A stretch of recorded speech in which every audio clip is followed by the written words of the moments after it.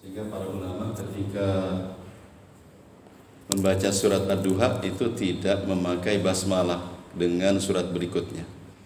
Sama ketika baca surat Al-Anfal dilanjutkan dengan surat Baro'ah.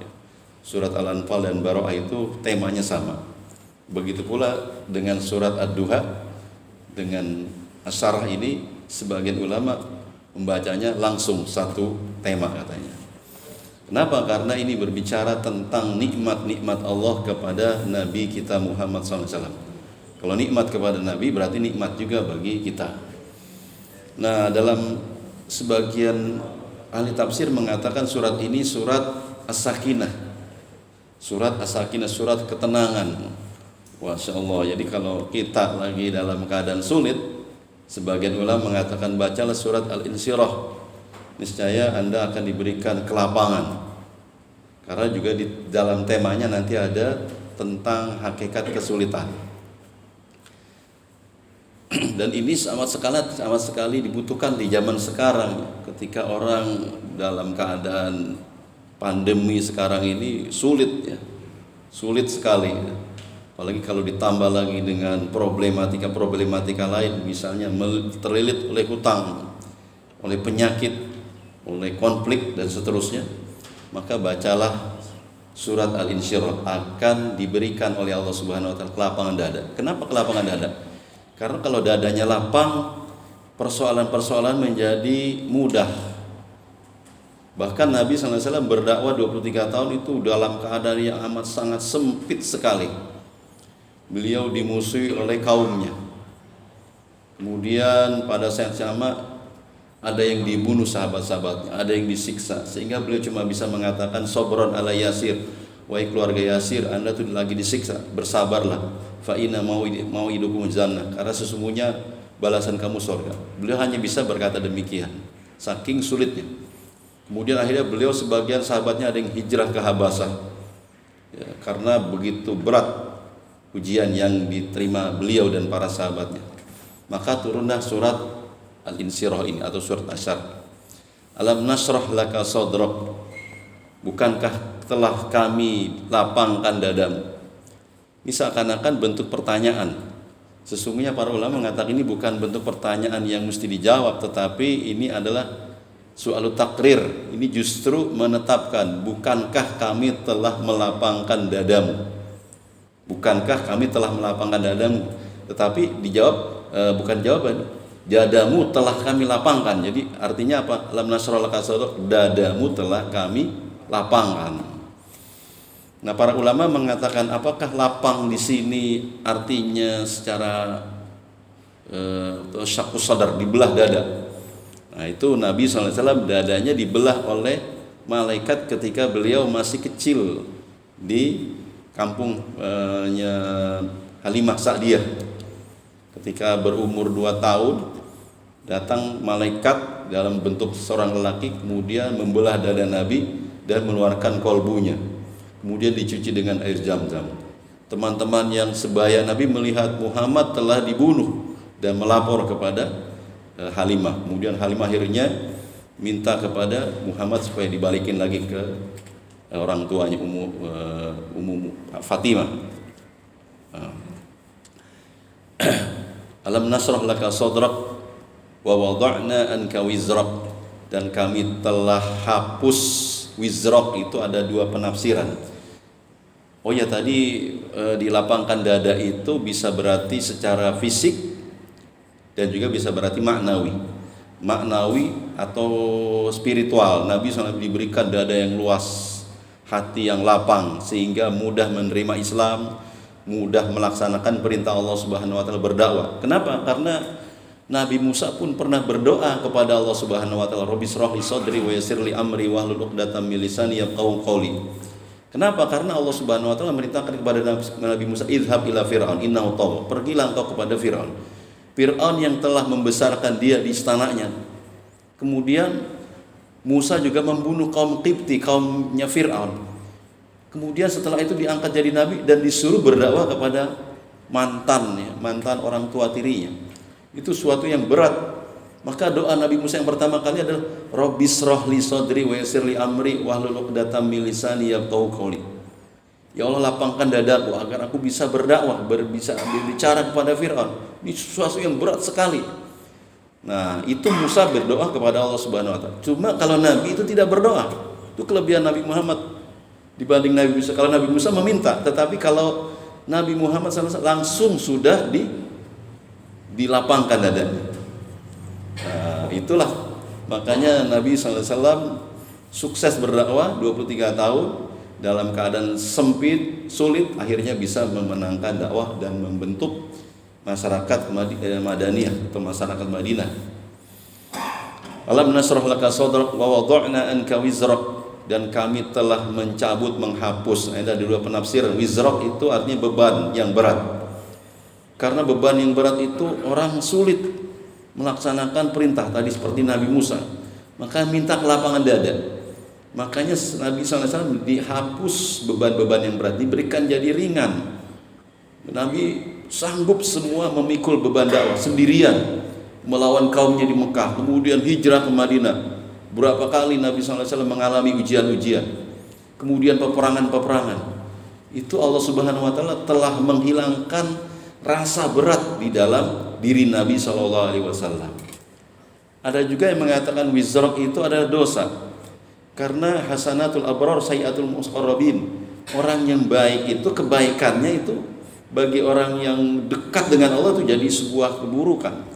Nabi SAW merasa dulu sebelum jadi Nabi punya dosa karena diangkat jadi Nabi 40 tahun. Nah, sebelum jadi Nabi bagaimana? Nah, perasaan seperti itu maka Allah Subhanahu wa taala mengampunkan dosa Nabi. Wa do'an kawizor artinya dihapus. Seluruh dosa Nabi SAW telah dihapus. Yang telah lalu maupun yang akan kemudian. Maka dalam sejarah para ulama mengatakan tidak pernah Nabi SAW melakukan dosa besar, tidak pernah menyembah berhala, tidak pernah berzina.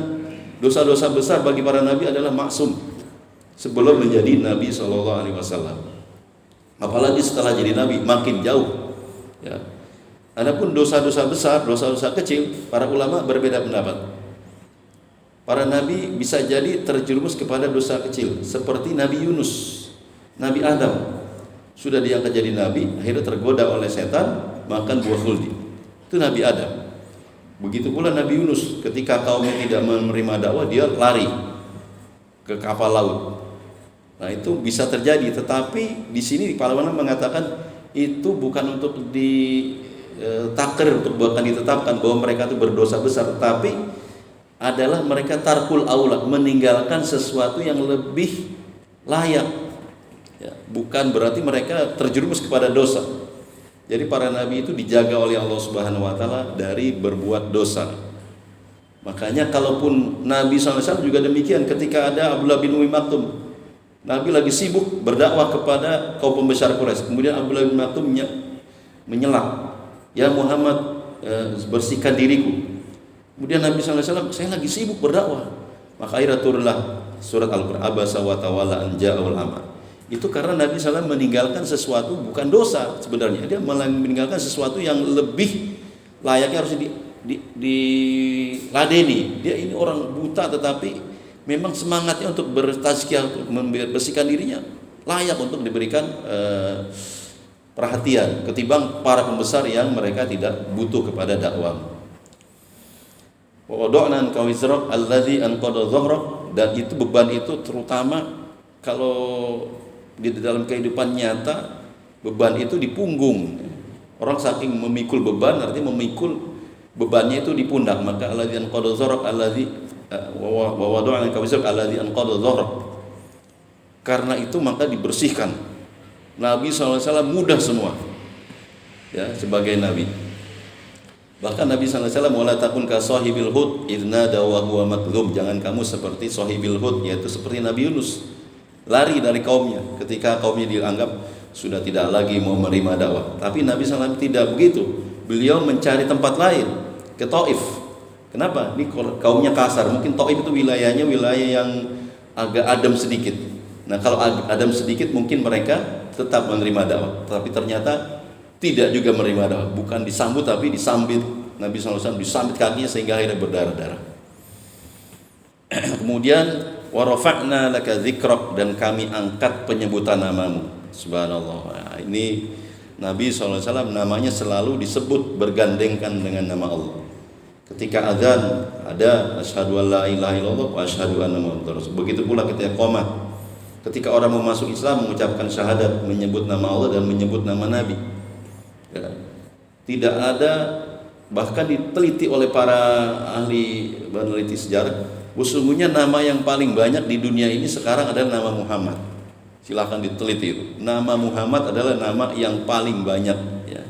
Menunjukkan kami angkat nama engkau ya Muhammad, ya. Bahkan diteliti pula setiap berapa menit itu nama Muhammad itu selalu disebut. Kenapa? Karena azan itu di setiap negara itu diteliti berkumandang terus. Setiap berapa menit ada azan, setiap berapa menit ada azan, setiap berapa menit ada azan. Kalau ada azan berarti nama Muhammad selalu disebut. Makanya wa rafa'na laka dzikrak, kami angkat namamu. Bahkan Nabi SAW walaupun di dunia itu pernah dituduh sebagai ahli syair, majnun, gila, kemudian ahli sihir, itu nanti di padang mahsyar ketika manusia berkumpul, karena berdiri di padang mahsyar sehari itu 50.000 tahun, mereka mendatangi Nabi Adam.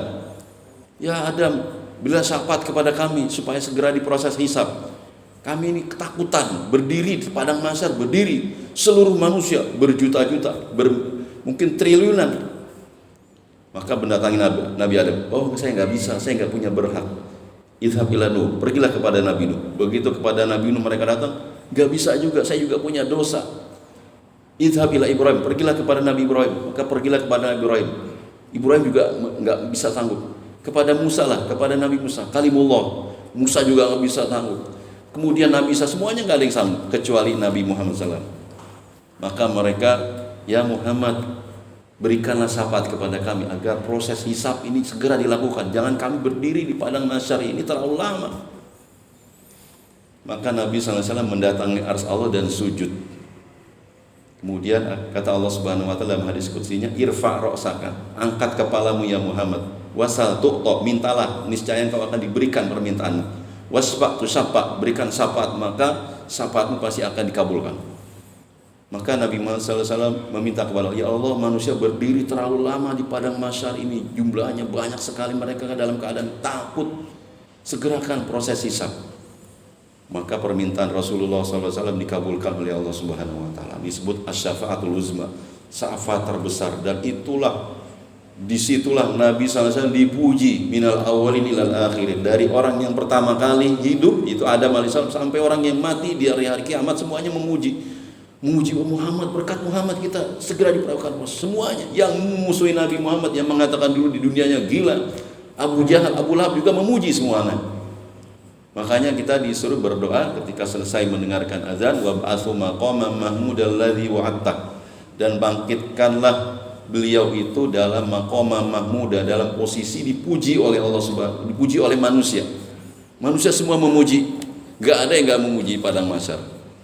Nah, itu jadi Nabi SAW diangkat namanya di dunia maupun di akhirat. Warfa'na laka dzikrak. Bahkan kita suruh berselawat kepada Rasulullah SAW. Allah juga berselawat ketika di dunia. Inna Allah malaikatahu yusholluna ala nabiyyi ayyuhalladzina amanu shallu alaihi wasallimu taslima. Sesungguhnya Allah malaikat berselawat kepada Nabi. Wah, ini hebat ya. Allah memerintahkan sholat tapi tidak pernah mencontohkan sholat. Allah memerintahkan saum tapi tidak pernah mencontohkan saum. Allah memerintahkan haji tapi tidak mencontohkan haji. Tapi khusus berselawat dicontohkan oleh Allah Subhanahu Wa Taala kepada umat manusia. Sesungguhnya Allah berselawat. Selawat Allah kepada Nabi adalah tasyrif, memuliakan. Kemudian sholat malaikat adalah kepada Nabi adalah mendoakan supaya diampuni dosanya. Begitu pula kita. Maka ketika kita berselawat kepada Nabi, 1 kali selawat dibalas oleh Allah Subhanahu Wa Taala 10 kali selawat. Subhanallah, itu kehebatan Nabi Sallallahu Alaihi Wasallam. Dan dalam Al-Quran tidak pernah disebut nama ya Muhammad, tapi kepada nabi-nabi yang lain disebut namanya. Ya Adam, uskun anta wa zawjukal jannah. Kepada Nabi Nuh, ya Nuh, innahu laisa min ahlik, innahu amalun ghairu shalih. Kepada Nabi Ibrahim, ya Ibrahim a'rid an hadza, wahai Ibrahim jangan kau bicara tentang ini. Kepada Nabi Musa, ya Musa la takhaf, jangan kau takut. Kepada Nabi Isa, ya Isa anta qulta linnas ittakhiduni wa ummiya ilahaini min dunillah. Wa Isa, apakah kau mengatakan kepada manusia jadikan aku dan ibuku dua Tuhan selain Allah? Tetapi kepada Nabi Muhammad, ya ayuhan nabi, ya ayuhal mudathir, ya ayuhal muzammil. Ya. Kalaupun teguran dalam bentuk kata atau domir khot, bukan domir langsung. Ya Muhammad, kenapa engkau begini? Enggak pernah ada. Ya ayuhan nabi, wahai nabi, lima tuharrimu ma ahalallahu lak. Ya ayuhan nabi, idza talaqtumun nisa fatalliquhunna liiddati wa asul iddah.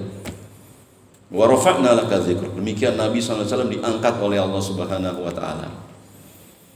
Kemudian fa inna ma'al usri yusra, inna ma'al usri yusra, ini yang paling penting di dalam mensikapi kesulitan hidup. Nah, ini kita pentingnya mensikapi kesulitan hidup. Makanya kalau kita dalam kesulitan hidup, bacalah dua ayat ini. Fa inna ma'al usri yusran, inna ma'al usri yusran. Karena sesungguhnya bersama kesulitan terdapat kemudahan. Para ulama mengatakan al-usr fa inna ma'al usri yusran wa inna ma'al usri yusran. Nah, ini al-usr pakai alif lam. Kalau pakai alif lam itu sudah definitif, sudah tertentu. Kalau dalam bahasa Arab sudah ma'rifah. Berarti kesulitan pertama dengan kesulitan kedua sama. Tetapi yusran, yusran pertama dengan yusran kedua berbeda. Makanya para ulama mengatakan tidak mungkin dua kesulitan dikalahkan, dua kemudahan dikalahkan oleh satu kesulitan. Jadi kalau kita mendapatkan kesulitan, ma'a itu arti musahabah wa muqarabah. Artinya berbarengan, enggak pernah ada kesulitan kecuali berbarengan dengannya ada kemudahan. Kemudahannya itu macam-macam sekali. Ya, kalau manusia bisa melihat bahwa di balik musibah atau di balik kesulitan-kesulitan itu pasti ada kemudahan-kemudahan. Syed Qutb dalam tafsirnya ketika membahas tentang hal seperti ini, ketika ada seorang yang ingin safar ke luar negeri dan penting sekali janjinya, dan dia ingin naik pesawat. Pada saat waktunya dia datang, ternyata pesawatnya sudah terbang. Akhirnya, wah gagal ini, bisnis saya gagal, usaha saya gagal. Kenapa? Kayak saya terlambat. Begitu dengar berita, ternyata pesawat yang sudah landing tersebut tersungkur jatuh dan semua penumpangnya mati. Maka dia bersyukur, bersyukur.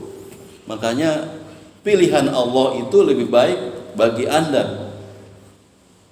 Makanya ada cerita yang menarik ya.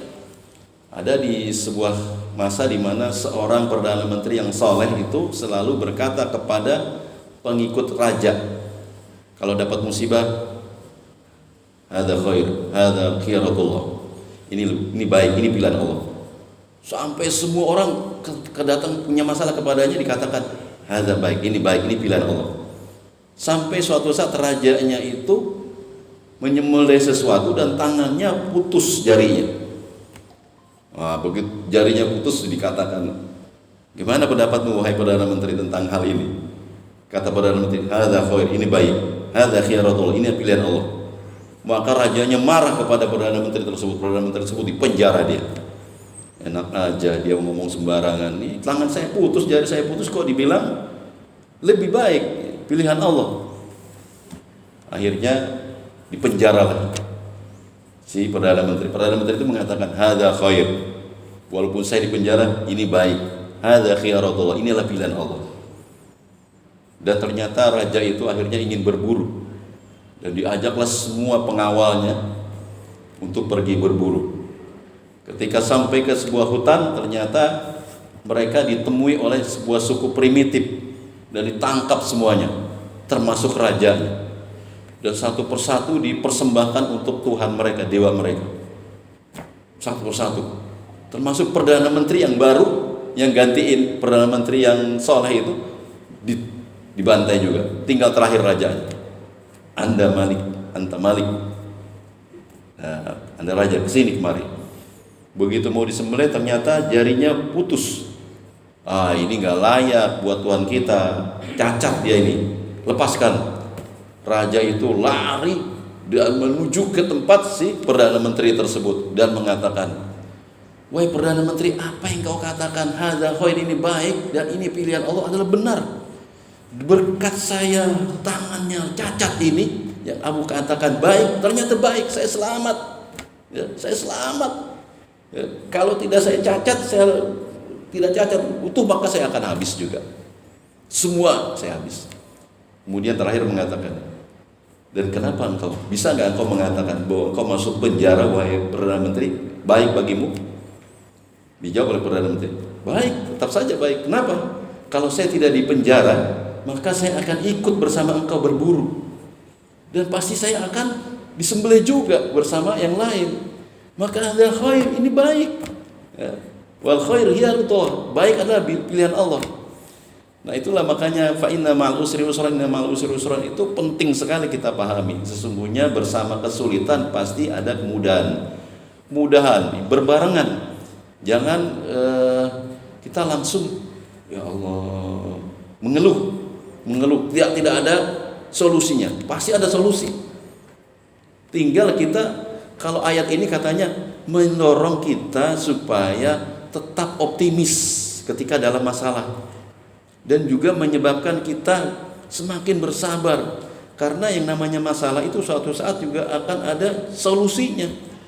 Maka semakin bertambah kesabaran dan semakin optimis, tidak berputus asa. Fa innahu la ya'isu min rahilal qaumul kafir, sesungguhnya tidak akan putus asa kecuali orang-orang kafir. Nah fa inna ma'al usri yusran, inna ma'al usri yusran, fa idza faraghta fansab. Jika kalian telah selesai melakukan sebuah perbuatan, fansab, maka carilah perbuatan lain. Kita sedang sibuk dengan sesuatu, selesai, janganlah menganggur. Ini perintah bagi orang beriman agar senantiasa hidupnya penuh dengan aktivitas. Jangan sampai ada menganggur. Kalau menganggur, maka akan terjadi intervensi setan. Kalau urusan dunia selesai, pindah lagi ke urusan yang lain. Atau beribadah kepada Allah Subhanahu wa taala. Setelah selesai urusan dunia, urusan akhirat. Setelah urusan akhirat, urusan dunia. Fa idza faragta fansab. Jangan sampai manusia itu nganggur. Intinya adalah senantiasa al-muwadzafah bil amal saleh. Terus menerus dalam beramal saleh. Dari satu amal saleh kepada amal saleh yang lain. Habis baca Quran bulan Ramadan banyak sekali. 10 juz. Capek, ada lagi istighfar, ada lagi sedekah, ada lagi sholawat. Jadi seluruh hidupnya penuh dengan kebaikan-kebaikan. Nah itu yang diajarkan dari surat As-Sarh. Dan terakhir, wa ila rabbika farghab, dan kepada Tuhanmu farghab, berharaplah. Ya, berharap itu kepada Allah Subhanahu wa taala. Kenapa? Karena kalau kita berharap kepada manusia, maka kita akan kecewa. Ada pepatah mengatakan, ridho nas ghayatun la tudrak, mencari ridho manusia adalah tujuan yang tidak mungkin tercapai. Karena manusia ada yang senang, ada yang tidak senang. Biasa manusia. Ada yang senang dengan kita, ada juga yang enggak senang. Ada yang ridho dengan kita, ada yang tidak ridho dengan kita. Makanya ila rabbika, kepada Tuhanmu saja, farghab, berharap. Walaupun raghbah itu adalah jannah. Nah, kita tujuan hidup kita adalah sebagaimana ketika kita doa, Allahumma nas'aluka ridhaka wal jannah wa na'udzubika min sakhatika wan nar. Ya Allah, kami senantiasa nas'aluka, mencari, meminta ridhoka, keridhoanmu. Ya, adapun keridhaan yang lain tidak kami minta. Kami dua aja di dalam hidup ini, ridhoka wal jannah, dan masuk surga. Ya, kalau sudah itu bahwa jalan yang saya lakukan ini adalah mengantarkan kepada keridhoanmu dan mengantarkan kepada surga kepadamu, maka itu sudah cukup bagi saya. Karena sesuai dengan perintahmu, wa ila rabbika farghab. Nah, dalam kehidupan kita itu cuma dua saja, ridho Allah dan surga. Ya, kalau sudah ridho Allah dan surga itu sudah tujuan yang mantap, ya, tidak goyah, ya, dia tetap ikhlas, ya. Dan kalau sudah masuk surga, sudah tenang kita, tidak lagi ada yang namanya kesulitan-kesulitan hidup. Makanya dalam Al-Quran, faman zuhziha 'anil nar wa udkhilal jannah faqad faz, barang siapa yang dilindungi dari neraka dan dimasukkan ke dalam surga, maka dia adalah faz, orang sukses. Ya, faza itu fauz, sukses.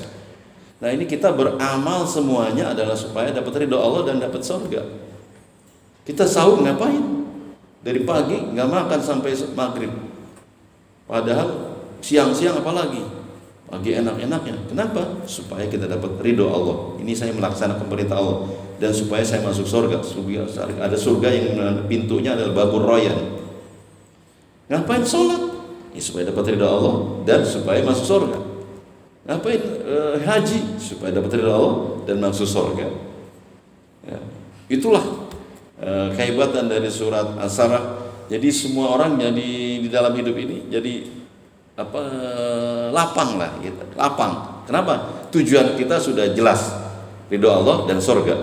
Kemudian terhadap kesulitan pasti ada jalan keluarnya. Fa inna ma'al usri yusran, inna ma'al usri yusran.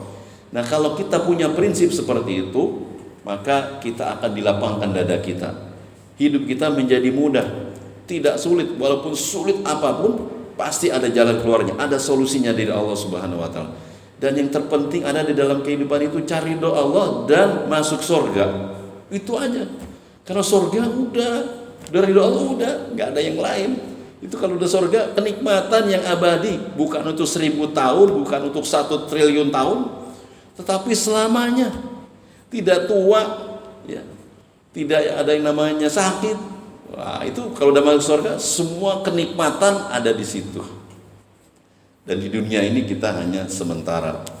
Dunia adalah darul fana, tempat di mana manusia suatu saat juga akan mati.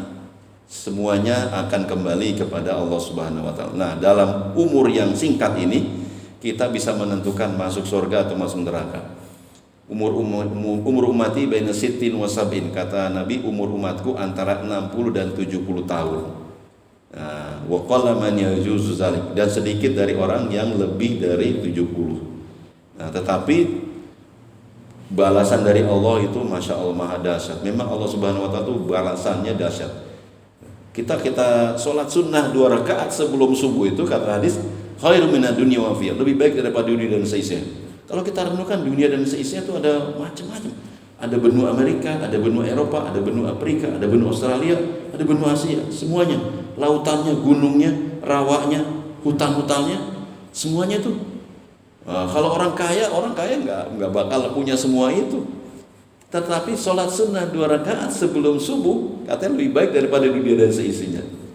Subhanallah, betapa pahala dari Allah Subhanahu wa taala itu besar sekali. Baca Al-Qur'an, alif lam mim, 3 huruf alif lam mim, apa susahnya alif lam mim, tapi dapat 10 kebaikan. 10 kali 3 30. Memang Allah Subhanahu wa taala Tuhan yang Maha Penyayang kepada kita, memberikan kebaikan-kebaikan, pahalanya berlipat ganda, apalagi di bulan Ramadan ini. Ya. Dan dosa cuma dianggap 1 kali.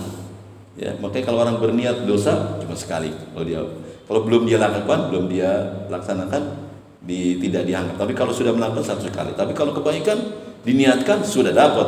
Ketika dilakukan tambah lagi. Nah, demikianlah, semoga kita semakin lapang dada kita sehingga kita bisa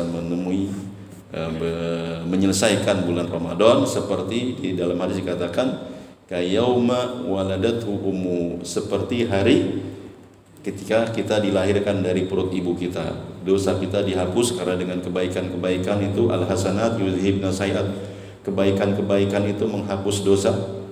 Kemudian ada juga musibah-musibah juga menghapus dosa. Kemudian istighfar kita menghapus dosa, dan taubat kita kepada Allah Subhanahu wa taala menghapus dosa. 4 hal ini maka kita akan sukses dan bisa kembali kepada fitri kita.